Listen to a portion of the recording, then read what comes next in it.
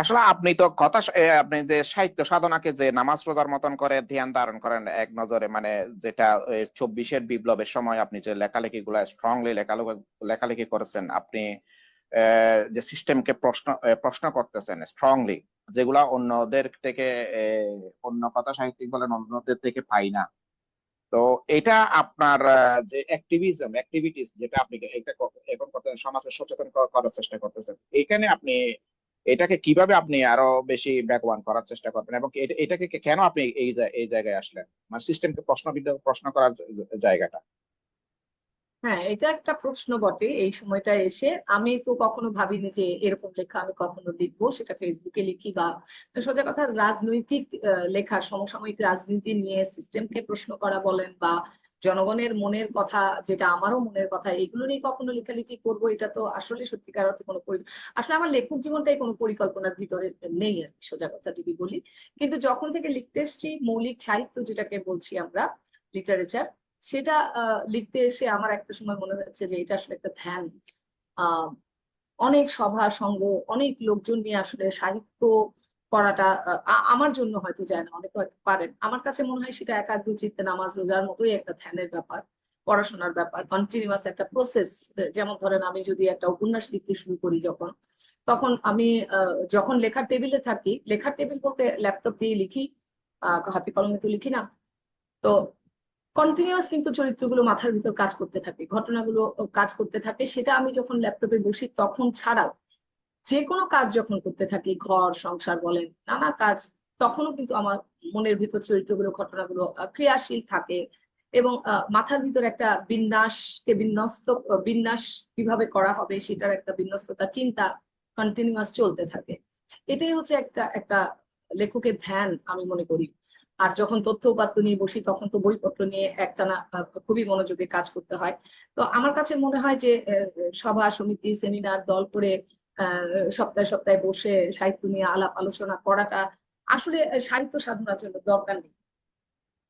আচ্ছা, এখন কথা হচ্ছে তাহলে কি কবি সাহিত্যিকরা একসাথে বসে গল্প করবে না, সঙ্গ মানে বিভিন্ন বিষয়ের সঙ্গে আলোচনা করবে না?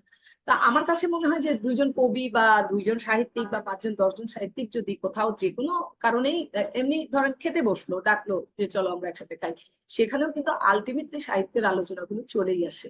তো অতএব আমার কাছে মনে হয় না সভা টভা করে সাহিত্য আলোচনা করার দরকার আছে। আর হচ্ছে যেটা আপনি প্রশ্ন করেছিলেন যে এভাবে আহ লিখছিলাম, খুবই মন দিয়ে লিখছিলাম, লিখতে লিখতে অনেক চড়াই উতরাই পার করেছি, অনেক আক্রমণেরও শিকার হয়েছি নানা রকম ভাবে। এবং লেখার একটা বেশ ভালো একটা গতিশীল অবস্থা ছিল। সেটা আমার যে সর্বশেষ যে রাজনৈতিক উপন্যাস, একটাই উপন্যাস লিখেছি, সর্বশেষ বলা ঠিক হবে না, সর্বপ্রথমেই বলা উচিত। যে রাজনৈতিক উপন্যাসটা লিখে শেষ করলাম, সেটা প্রকাশ মানে এডিট সহ 6 বছর টাইম নিল। ওইটা শেষ করার পরে এই মাঝখানের অবস্থাটাতে এসে আমাদের 24-এর আন্দোলন শুরু হলো আর কি। তো ওখানে তো আপনারা দেখতেই পেলেন কিভাবে যুক্ত হয়ে গেলাম, মানে কোনো কিছু আগে পিছনে চিন্তা না করে ওই ওই সব বাংলাদেশি মানুষ যখন আমরা এক হয়ে গেলাম, ছেলে মেয়েদের সাথে সাথে আমরা রাস্তায় নামলাম, নানা রকম জানেনই যা যা ঘটলো, সেখান থেকে আসলে এইভাবে যুক্ত হওয়া, এই পলিটিক্যাল অবস্থার মধ্যে যুক্ত হওয়া। এবং তারপরে অনেকবারই ভেবেছি, কারণ আমরা তো আসলে খুব সুকুমার এবং সুন্দর একটা ভাবনা থেকে যুক্ত হয়েছিলাম যে 5ই আগস্টের পরে এই বুঝি সব শান্ত হয়ে গেল, এখন আর কোনো ঝামেলা নেই, সব ঠিক হয়ে গেল, আমি আবার আমার মৌলিক লেখায় ফিরে যাব। কিন্তু আলটিমেটলি সেটা আর হলো না। মৌলিক হয়ে ওঠেনি। লেখা বলাটা ভুল, এখন যেটা লিখছি পলিটিক্স নিয়ে, সেটাও আসলে মৌলিক লেখাই। বাট রাজনীতি নিয়ে, এইভাবে রাজনীতি নিয়ে সরাসরি সিস্টেম নিয়ে কথা বলবো, এটা আসলে কখনো ভাবিনি। কিন্তু এই পরিবর্তিত রাজনৈতিক প্রেক্ষাপটে সত্যি কথা যেটা, আমার মাথাটাকে আমি আর এখান থেকে সরাতে পারলাম না। আমার অনেক বন্ধু বান্ধব আছে, ওরা কিন্তু আমাকে বলেছে যে তুই কি করতেছিস, তুই এগুলা নিয়ে না লিখে তুই তোর তোর কাজ কর, তুই যেটা করতেছিলি, তুই বা পারে এই বছর বই পেলাম না কেন, গত বছরও 2024 25শে ফেব্রুয়ারি 26শে ফেব্রুয়ারিতেও আমার বন্ধু বান্ধব বলেছে কি বই কই, বই কই, কি বই তুই বের করতেছিস, সেবার কেন বই নেই কেন? এটা আসলে ভালোবাসা থেকে আমাকে না, বলা। আপনাকে যারা ভালোবাসে তারা অবশ্য অবশ্য অনেক মিস করে, আপনার হ্যাঁ, বই মিস করে। আপনাকে মিস যারা করেছে। ভালোবাসে তারা তো মিস করে, আপনার বই মিস করতেছে, আপনার লেখা মিস করতেছে। মিস করার চেয়ে বড় কথা হচ্ছে যারা এই কথাগুলো বলে এরা হচ্ছে আমার ভীষণ রকম আমাকে ভালোবাসে মানুষগুলো, সেটা আত্মীয় স্বজনের মধ্যে আছে, রিলেটিভ আত্মীয় স্বজনের মধ্যে আছে, আমার বন্ধু বান্ধব আছে, আমার বাংলা ডিপার্টমেন্টের বান্ধবী বন্ধুরা আছে, বাংলা ডিপার্টমেন্টের বাইরেও ঢাকা বিশ্ববিদ্যালয়ে আমার যে বন্ধু বান্ধবরা আছে, এরা এরা যারা প্রচন্ড ভালোবাসে, তারা আসলে চায়। আসলে এটা তো একটা বিতর্কিত অবস্থা, মানে এই যে পলিটিক্স নিয়ে কথা বলা বা লেখা, এটা একটা বিতর্কিত অবস্থা আমাদের জন্য, সাধারণ মানুষের জন্য। কেউ এবং ভালনারেবল, ঝুঁকি ঝুঁকি সম্পন্ন একটা অবস্থা। তো যারা ভালো চায়, মঙ্গল কামনা করে, তারা তো আসলে চায় না যে তার বন্ধুটা, তার বান্ধবীটা, তার ছেলেটা মেয়েটা এরকম একটা ঝুঁকির মধ্যে পড়ুক। ইয়েস। সেটাও আছে ওদের। সেই জন্য ওরা আমার মনটা হয়তো ঘুরাতে চায় যে তুই এখান থেকে সরে আয়, এখান থেকে সরে এসে তুই তোর সেই গল্প কবিতা উপন্যাস লিখতে সেই জায়গাটায় চলে যা। কিন্তু সেটা আর হলো না, অবস্থা এরকম হলো যে আর সরে থাকা হলো না। তো গত 22 মাস ধরে কি লিখছি সেটা তো আপনারা দেখতেই পাচ্ছেন, আপনিও বোধহয় এর মধ্যেই যুক্ত হয়েছেন। আমার এই জি, এই জি, রাজনীতি নিয়ে লেখাগুলোই দেখতে দেখতেই বোধহয় আপনি যুক্ত জি, হয়েছেন। জি, হ্যাঁ, জি। আপনি তো 2020 সাল থেকে জড়িয়ে পড়েছেন ভাষার রাজনীতিতে। প্রতিমা বাংলা নামক প্রতিমা প্রতিম বাংলা নামক মেকি অভিজাত্যের বদলে বিশাল বাংলার কথা কথ্য বাংলা নিয়ে প্রমিত কাজ বাংলা, করতে এসে প্রমিত বাংলা। হুম। আহ, কথ- কথ্য বাংলা নিয়ে কাজ করতে এসে পুরোপুরি কথ্য বাংলায় লেখা কবিতা বই প্রমাণ দলিল হিসেবে বিশাল বাংলার মানে মনোভাষা অর্থাৎ কথ্য বাংলার এই মান একটা ভাষা, মান ভাষা। হ্যাঁ, সর্বজন গ্রাহ্য রীতি ও উত্তর উপনিবেশ ভাবনা নিয়ে কাজ করতেছেন। আধিপত্য বিরোধী কবি সাহিত্যিক প্রকাশনা সম্পাদক সহ সুশীলদের বার্ষিক আক্রমণের মুখেও তো এইগুলা মানে এই জিনিসগুলা যে আপনার ভিতর কিভাবে মানে পশ্চিম বাংলার একটা ব্যাপার আছে, মানে আপনার ওই ওই উপার বাংলা আর এপার বাংলা, এখানে আপনি যেটা কিভাবে এখানে আপনি মানে এটাকে এই সংস্কৃতিটাকে কিভাবে ডিফাইন করবেন বা কিভাবে একটু আহ বিস্তরভাবে এক্সপ্লেইন করবেন এখানে, বিশ্লেষণ করবেন। প্রশ্নটা আরেকটু সিম্পলিফাই করেন, আরেকটু সহজ ভাবে করেন তো কি হ্যাঁ, বলতে এটা চাচ্ছেন। হচ্ছে যে আপনি যে ভাষায় লেখালেখি করেন, যে আমাদের বাংলা বাংলার বাংলাদেশ এবং ওই বাংলা এপার বাংলা আর ওপার বাংলা, এপার বাংলার যে কথ্য ভাষাগুলো আপনি ইউজ করেন, এখন এগুলা তো অন্য কোন লেখকের ভাষায় আমরা দেখি না। তো এটা এটা না, এটা কিভাবে আপনি মানে করলেন, এটা কিভাবে আপনি এটা আমি বলবো অন্য কোনো লেখক কবিদের ভাষায় দেখেন না, এটা একটু ভুল। আপনার হয়তো সাহিত্যের জগৎটাতে বিচরণ কম, সেই কারণে হয়তো আপনি আপনি হয়তো জানেন না। আমরা অনেকেই লিখছি এবং অনেকেই লিখেন। তথ্য বাংলা যেটা, এটা হচ্ছে কি জি, আসলে উত্তর উপনিবেশবাদের একটা একটা ছোট ছোট বলবো না, এটা একটা মানে খুব ধারাই বলা যায়, যেটা হচ্ছে উত্তর উপনিবেশবাদ মানে কি, এই যে যুগে যুগে উপনিবেশ আমাদের উপর যে প্রভাব গুলো বিস্তার করে গেছে, উপনিবেশের প্রভাবে আমাদের মনোজগতে যে করে একটা সময় ফিজিক্যালি ওরা উপনিবেশ স্থাপন করে আমাদেরকে শাসন করে গেছে, 200 বছর ইংরেজ শাসন করে গেছে, পরবর্তীতে সেই উপনিবেশের ধারাটা চেঞ্জ হয়ে গেছে, ওরা চলে গেছে, শারীরিক উপনিবেশ উঠে নিয়ে চলে গেছে। বাট ওদের ওদের যে চিন্তা চেতনা ভাবনা, সেটা সামাজিক সাংস্কৃতিক রাজনৈতিক বিভিন্ন দিকে যে ভাবনাগুলো, এগুলো আমাদের মনোজগতে একেবারে গ্রথিত করে দিয়ে গেছে। তো উত্তর উপনিবেশবাদ হচ্ছে সেই ভাবনাগুলোকে প্রশ্ন করে, মানে আমি কেন আমি কেন আমার সংস্কৃতির বাইরের জিনিসটাকে আমার ভাববো, আমার যা সংস্কৃতি নয়, আমার যা ভাষা নয়, সেই ভাষায় আমি কেন লিখবো, আমার যা ঐতিহ্য নয়, সেইটাকে আমি কেন আমার ঐতিহ্য ভাববো, এইটাকে প্রশ্ন করে হচ্ছে উত্তর উপনিবেশবাদ। এবং সেটাকে কাটিয়ে ওঠার চেষ্টা করে এবং নিজের স্বজাত এবং ভাষা থেকে শুরু করে সংস্কৃতি সবকিছুকে নিজের শিকড়ে ফিরে যাওয়ার একটা প্রবণতা দেখা যায়। এটাই হচ্ছে উত্তর উপনিবেশবাদ, মানে উপনিবেশ ছিল, তারা আমাদের উপর আমরা উপনিবেশিত ছিলাম, আমাদের তারা চলে যাবার পরে আমাদের মনোভঙ্গিতে মনোভাবনায় যে উপনিবেশবাদটা রেখে গেছে, সেটা কেন, সেটা কিভাবে, সেটা কেন আমি করব, আমি করব না, বা আমি করব, বা না করলে আমি কোথায় যাব, আমি আমার দেশীয় সংস্কৃতিটাকে তুলে আনবো। এইটাই হচ্ছে উত্তর উপনিবেশবাদী ভাবনা। এটার মধ্যে ভাষা একটা ব্যাপার। একটা কথা তো জানেন, একটা যে কোনো একটা জাতিকে রাষ্ট্রকে যদি আপনি আগ্রাসন করতে চান, তাহলে প্রথম কিন্তু ভাষাটা হচ্ছে একটা বড় ব্যাপার, কারণ ভাষা দিয়ে বড় তো লোকজনের মধ্যে যোগাযোগ স্থাপন হবে, যেটা ফোর্ট উইলিয়াম কলেজ স্থাপন করে 19 শতকে উইলিয়াম কেরি, জনস এরা করেছিলেন। তো সেটা করতে গিয়ে তারা তারা একটা সময় মনে করলেন যে বাংলাদেশে কাজ করতে, এই ভারত উপমহাদেশে কাজ করতে গেলে তাদের ভাষাটা ঠিক মতো ভালো মতো জানতে হবে। কারণ তাদের ধারণা ছিল, তারা একটা সময় ভেবে এসেছিলেন যে ভারত উপমহাদেশে মুর নামে একটা জাতি, সরি, মুসলমান নামে একটা জাতি আছে, তারা মুর ভাষায় কথা বলে। এটা তারা জেনে এসেছিলেন, কিন্তু এসে তারা একটু কনফিউজ হয়ে গেছেন, কারণ এখানে এসে দেখলেন হিন্দু, মুসলমান, বৌদ্ধ, খ্রিস্টান সব জাতির মানুষ বাংলা ভাষায় কথা বলে। তখন তাদের মনে হচ্ছে যে এখানে কাজ করতে গেলে তাহলে আমাদেরকে বাংলা ভাষাটা ভালো মতো জানতে হবে। সেটার জন্য ফোর্ট উইলিয়াম কলেজ গঠন করে সেখানে উইলিয়াম কেরি সম্ভবত অধ্যাপক হিসেবে নিয়োগ পান, আম্মু এরকম করেন, নিয়োজিত হন, এবং পরবর্তীতে তিনি একটা পণ্ডিত শ্রেণীকে এখানে নিয়োগ দেন, যারা বাংলাকে কি বলবো ইয়ে করবে, এডিট করবে, সম্পাদন হ্যাঁ। করবে।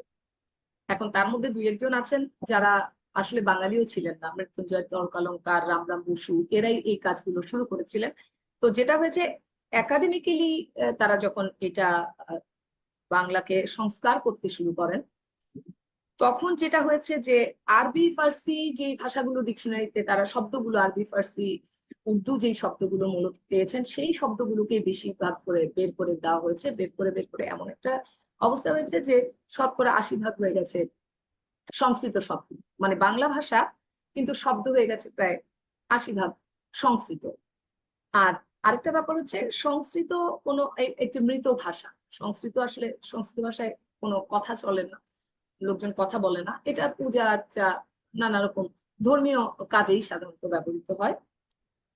তো এইটার বিরুদ্ধে প্রথম যারা মান বাংলার জন্য মানে এটার বিরুদ্ধে প্রতিবাদ করলেন প্রমোদ চৌধুরীরা। তাদের তারা একটা সবুজ পত্র নামে একটা সংকলন করলেন, তার মাধ্যমে তারা প্রথম এটার বিরুদ্ধাচরণ করলেন যে বাংলার কেন 80% সংস্কৃত হবে, বাংলা বাংলাই থাকবে।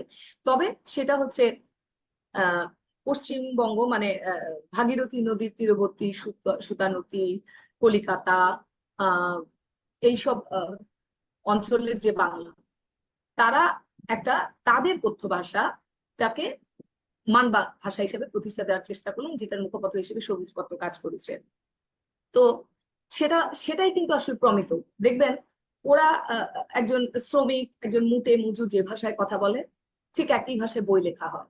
কিন্তু আমাদের কি হলো, আমাদের এই বাংলা কিন্তু ভিন্ন সংস্কৃতি। আমাদের ভাষাটা এক হতে পারে, যেটা বাঙালি এবং বাঙালি নিয়ে যে একটা তর্কের অবকাশ থেকেই যায়। যেমন বাঙালি বলতে ভাষার ব্যাপার যদি আমি বলি, তাহলে পুরো বাংলা মানে পশ্চিম বাংলা আর আমাদের বাংলা এক বিষয়টা, হ্যাঁ। কিন্তু দুই দেশের সংস্কৃতি কিন্তু আলাদা।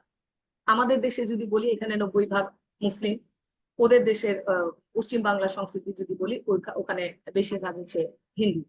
এখন ধর্ম জিনিসটা কিন্তু এসেই যায়, প্রত্যেকটা মানুষের জীবনাচরণে ধর্মের একটা প্রভাব থাকে। আমি ধরেন এই দেশে 90% মুসলিম, তো এই 90% মুসলিমের জীবনাচরণে জন্ম থেকে সে যা যা দেখে আসছে, নামাজ, রোজা, সবে কদর, সবে বরাত, একইভাবে একটা হিন্দু তার পরিবারে যা দেখে এসছে। তো যেহেতু আমরা 90% মুসলমান, মুসলমান কালচারটা, ইসলামী রীতিনীতি কালচারটা এখানে বেশি প্রভাব বিস্তার করে। আর ওরা যেহেতু ওখানে হিন্দু ধর্মাবলম্বীরা বেশি, সেহেতু পূজা অর্চনা এগুলোই বেশি পরিমাণে ওদের সাংস্কৃতিক আবহে কাজ করে। এখন ভাষাটা কোন কোন ক্ষেত্রে এই ধর্মীয় আচরণগুলো কিন্তু নিয়ন্ত্রণ করে। যেমন আমি মুসলিম বলে আমার ধর্মে আল্লাহ, খুদা অনেক সময় চলে আসে, ওদের কথায় ভগবান, দুর্গা, এগুলো তো আসবেই, এটা খুবই স্বাভাবিক ব্যাপার, ঠিক আছে। তো এই মান কথ্য বাংলা নিয়ে কাজ করছি আমরা 20 সাল থেকে। আমার বোধের মধ্যে একটা বিষয় ব্যাপক রকম চেঞ্জ চলে আসে, সেটা কিছু কাজ করতে করতে কিছু মানুষের সংস্পর্শে এসে চেঞ্জটা হয়, এবং তখন থেকে আমি অনুভব করতে শুরু করি যে আসলেই তো আমার এই বিশাল বাংলায় তো আমার ভাষা তো অনেক বিচিত্র, আমার তো কত অঞ্চল, কতগুলো অঞ্চল, কত রকম আঞ্চলিক ভাষা, এই সবগুলো ভাষায় কত রকম বৈচিত্র্য দেখেন। বা জারি, সারি, ভাটিয়ালি, ভাওয়াইয়া, কত কত সুন্দর সুন্দর গান আমাদের এখানে, এবং এগুলোই তো আমাদের মেইন স্ট্রিম, তাই না? তো উত্তর উপনিবেশবাদ এই জায়গাটাকেই মানে খুঁজে যে আমার শিকড়টা কোথায়। এখন আমরা কি জানি বলেন তো, আমরা বলি কি ফোক সং, লোকসঙ্গীত। হ্যাঁ, আসলে কি বলে এটাকে আসলে একটা সাইডে সরায় রাখার একটা প্রবণতা। এটা এটা কিন্তু আমাদের নিজস্ব, আমাদের যে এক একটা অঞ্চল, ভাষা তো অঞ্চল নির্ভর, এক একটা অঞ্চলের যে টান, মানে এটা আসলে ভাষা রীতি, ভাষা না বলে বলা উচিত ভাষা রীতি। ভাষা তো একটাই বাংলা, তার যে রীতি বিভিন্ন অঞ্চল অনুযায়ী, সেই রীতিটা একটা বিশাল। এবং সেটা হচ্ছে, সেটার সাথে আমাদের নারীর টান, আমাদের প্রমিত ভাষার সাথে আমাদের কিন্তু নারীর টান নাই, ঠিক আছে। কিন্তু আমাদের মধ্যে একটা আহ এমন একটা মানে বোধ তৈরি হয়েছে যে, যেমন ধরেন আমি এখন যে ভাষায় কথা বলছি সেটা প্রমিত, হ্যাঁ। প্রমিত, হ্যাঁ। এখন আমাদের মধ্যে একটা বোধ তৈরি হয়েছে, আমাদের বিশ্ববিদ্যালয়ের অধ্যাপকরা, আমরা কবি সাহিত্যিক লেখকরা, যে প্রমিত ভাষায় কথা বললেই বোধহয় আমার জাতটা অনেক উঁচু হলো, প্রমিততে লিখলেই বোধহয় আমার সাহিত্যের মানটা একটা জায়গায় গেল, ঠিক আছে। কিন্তু আমি কাজ করতে এসে দেখলাম মান বাংলায় লেখা, মানে আমাদের এই অঞ্চলের মান বাংলা যেটা, ওই প্রমিত, যে প্রমিত ওই অঞ্চলের মানে পশ্চিম বাংলার মান বাংলা, আমাদের কথ্য বাংলাটা হচ্ছে আমাদের, সেটার একটা স্ট্যান্ডার্ড ফর্ম তৈরি করার একটা চেষ্টা করছেন আমাদের তাত্ত্বিকরা বহু বছর ধরে, প্রায় 20 বছর ধরে। আমাদের একজন পথিকৃৎ আছেন, যিনি তার নামটা না নিলেই না হয়, ফয়েজ আলম, শ্রদ্ধেয় ফয়েজ আলম সাহেব, এটা নিয়ে কাজ করছেন, আরো কয়েকজন কাজ করছেন।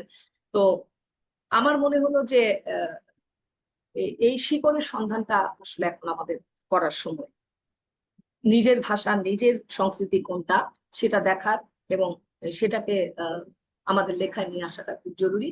তো শুধু কাজ করলে তো হবে না, তার জন্য প্রমাণ দলিল রাখতে হবে। সেই অনুযায়ী আমি আমার দুটা বই, কবিতার বই, গত মানে 2020, তো 20 থেকে 23-এর ভিতরে আমি দুটো কবিতার বই রেখেছি, একদম পুরোপুরি মান বাংলায়, মান কথ্য বাংলায় লেখা, আমাদের এই দেশীয় সংস্কৃতির উপর। বইগুলোর নামটা যদি বলতেন, আমাদের আমাদের দর্শকরা যারা শুনতেছেন তারা তারা হয়তো একটার নাম কালেকশন করতে হচ্ছে পারে।